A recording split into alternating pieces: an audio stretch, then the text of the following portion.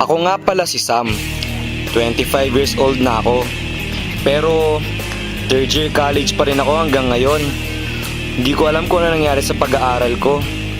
Siguro dala to ng mga problema ko, saka ng mga storya na nakaraan ko.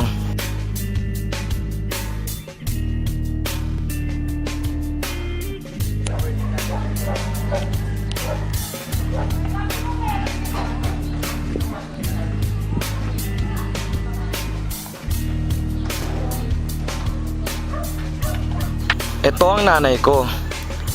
Siya ang nanay ko na nagpahirap sa akin. Lagi niya akong sinasaktan. Kung ano na lang pinagsasabi niya sa akin. Nung bata ako, hindi ko naranasan kung paano ang maging isang normal na bata.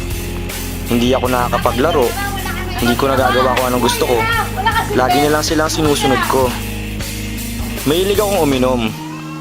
Mahilig din ako magyosi. Saka drugs kasama na dyan. Di ko alam parang sa tingin ko nakakatulong sa akin tong mga to Ang hirap iwasan, ang hirap ihinto. Hoy, gabi na! Dito pa sa labas! Dito kayo! Hindi mo ginagawa sa amin ko! Uwi na! Halik! Yan naman ang tatay ko. Kung gaano kalupit ang nanay ko, mas malupit pa yung tatay ko. Wala yang pake kahit ipahiya niya ako sa harap ng maraming tao. Lagi niya akong pinagbubuhatan ng kamay. Lagi niya akong sinasabihan ng masasakit na salita. Ewan ko ba, wala na daw akong nagawang tama para sa kanila. Ako ata ang sakit ng ulo nila May 5 akong kapatid pero mas paborito nila yung mga yon.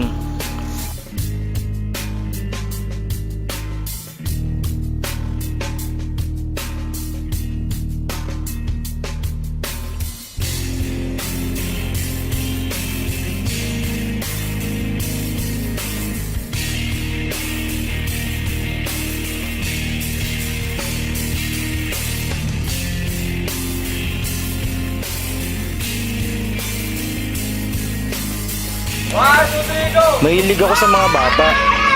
Ayokong sumama sa mga kaedad ko.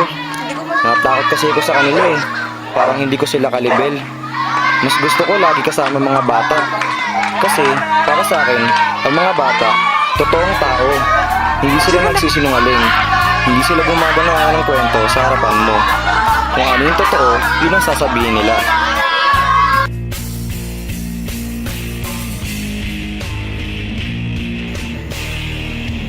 Takot ako sa mga babae. Hindi naman sa ayaw ko sa kanila, pero sa tingin ko ayaw nila sa akin Ayoko manligaw kasi baka mabasted lang ako. Hindi ko alam kung bakit. Pakiramdam ko kapag lumalapit ako sa kanila, marami silang masamang masasabi tungkol sa akin.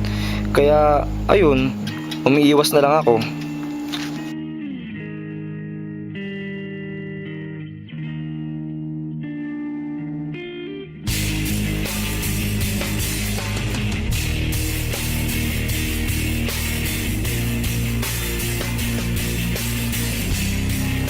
Siya nga pala, isa akong working student.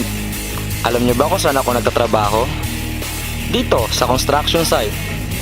Eto, trabaho ko ngayon ay mag-ayos ng hollow blocks. Siguro mamaya maghahalo naman ako ng semento. Tumutulong kasi ako para makapag-aral ako Kung hindi ko to gagawin, mahihinto ako sa pag-aaral.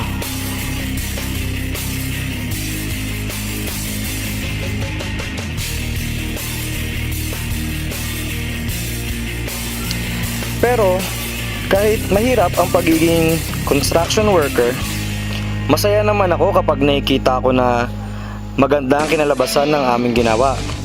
Pag nakakita ko ng building, bahay, o ano man na tumulong ako sa paggawa, magaan sa pakiramdam.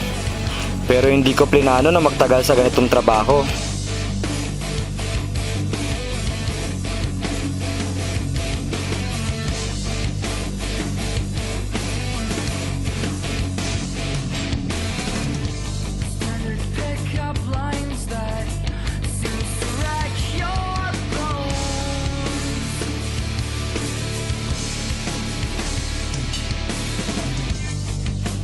Can this be a sequel of my dying home?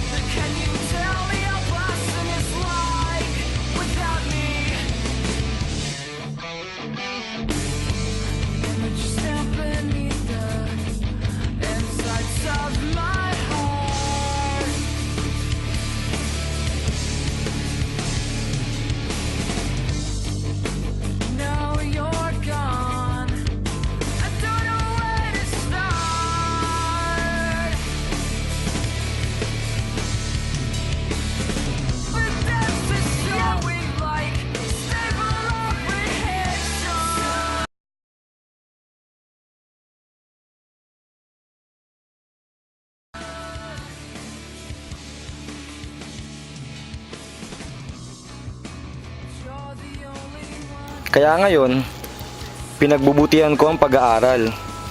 Gusto kong makatapos sa kursong psychology. Gusto kong maging isang guidance counselor, makatulong sa ibang tao na may problema katulad ko. Sinusubukan ko ng huminto sa lahat ng aking mga luho, pag-inom, alak at droga. Kaya eto, basa ako ng basa, sulat ng sulat, kahit na medyo mahina ang utak ko, ginagawa ko pa rin ang lahat.